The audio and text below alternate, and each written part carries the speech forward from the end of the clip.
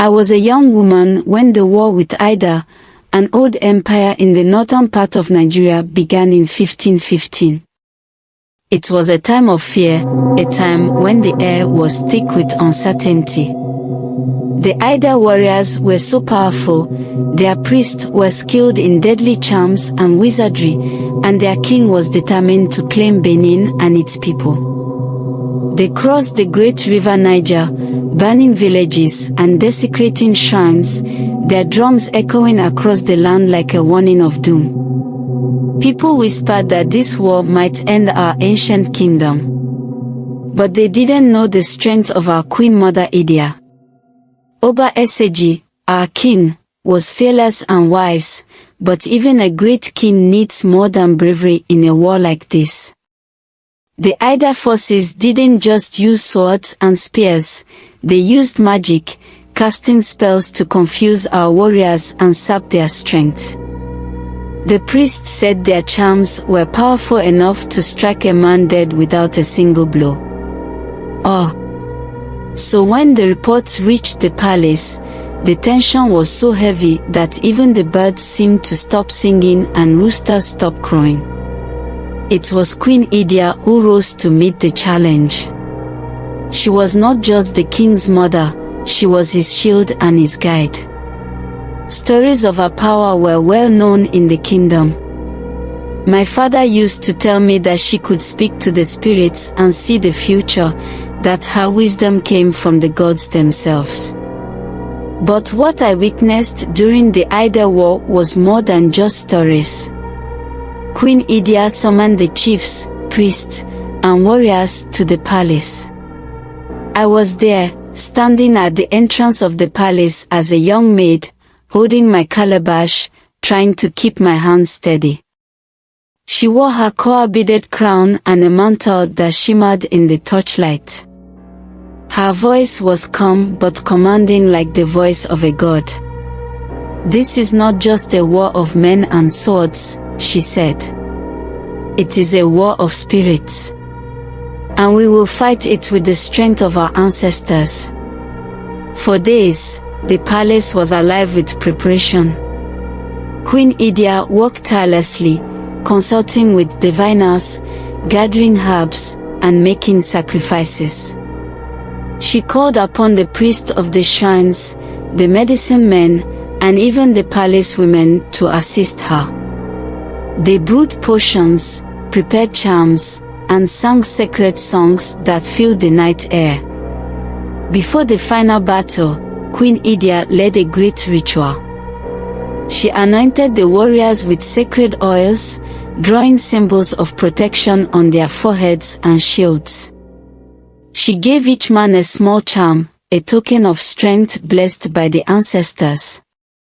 For Oba Eseji, her son, she prepared something special, a carved ivory amulet wrapped in red cloth. "This is the strength of our forefathers," she told him. "It will shield you from harm and guide your blade in battle." But her efforts didn't stop with the warriors. That night, Queen Idia led a group of palace women in rituals to weaken the enemy's magic. They gathered in a sacred grove, singing chants that rose like smoke to the heavens. They offered sacrifices to the gods and spirits of the land, asking for their protection. I watched from a distance, the glow of their fires flickering against the darkness.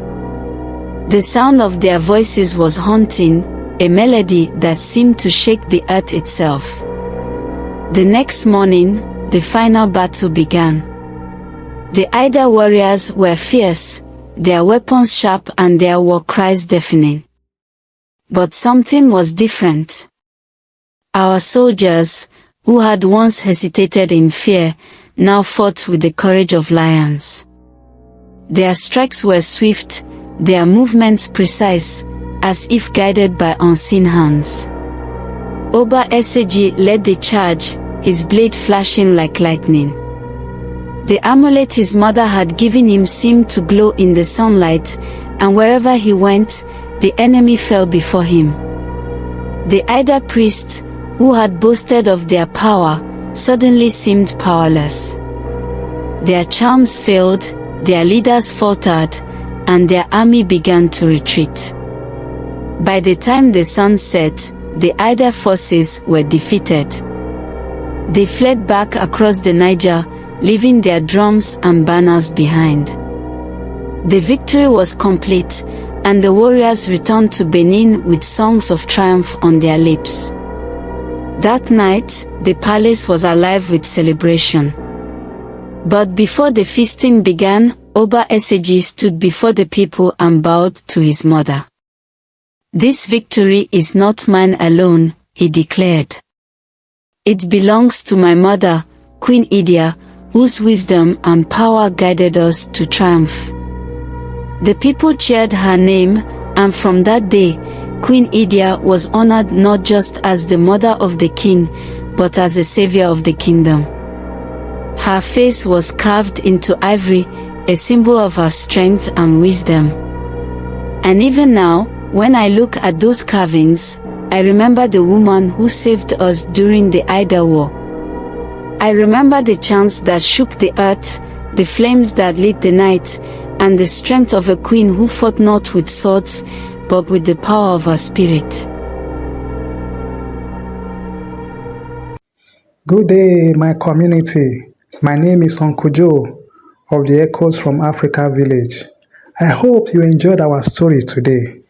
Please, if you do, endeavor to subscribe and turn on the notification button so you'll be the first to be notified on our next episode. Until then, please stay tuned and God bless. Bye-bye.